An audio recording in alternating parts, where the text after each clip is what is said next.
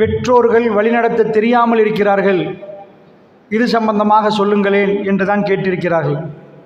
அன்பு சகோதரர்களே, அதாவது ஒரு நாட்டுடைய முதுகெலும்பு, ஒரு ஊருடைய முதுகெலும்பு இளமை பருவம், இளைஞர்கள்.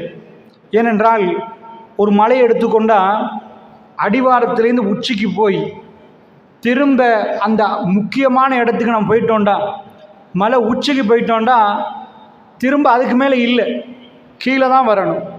இதே மாதிரி தான் மனித வாழ்க்கையை பொறுத்தளவில் குழந்தை பருவம், அந்த பருவத்திலேருந்து மெல்ல மெல்ல பலமாகி அவனுடைய ரொம்ப பலமான பருவம் தான் இளமை பருவம்.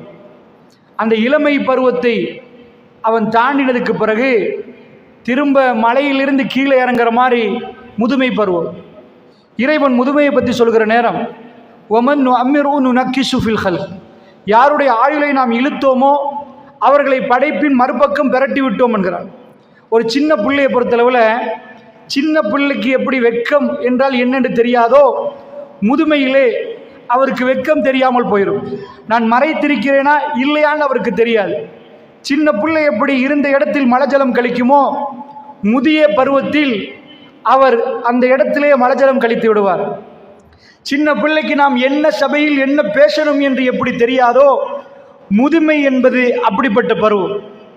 அப்ப சிறிய வயதிலே அவர் பலகீனமாக நிற்பார், முதுமையிலும் பலகீனமாக நிற்பார். ஆனால் வாலிபம் என்பது அவருடைய வயோதிபத்தோடு ஒப்பிட்டு பார்த்தீங்கன்னா, வாலிபம் என்பது ரொம்ப பலமான பருவம். ஒரு மலையில உச்சி மாறி இதுக்கு மேலே போக இயலாது, இது ரொம்ப பலமான பருவம். இந்த பருவம் சம்பந்தமாக திருக்குர்ஆன் பேசுதுன்னா ஆமா பேசுது. அன்பிக்கினியவர்களே, வாலிபர்களை நாம் இழந்து விட்டோம்.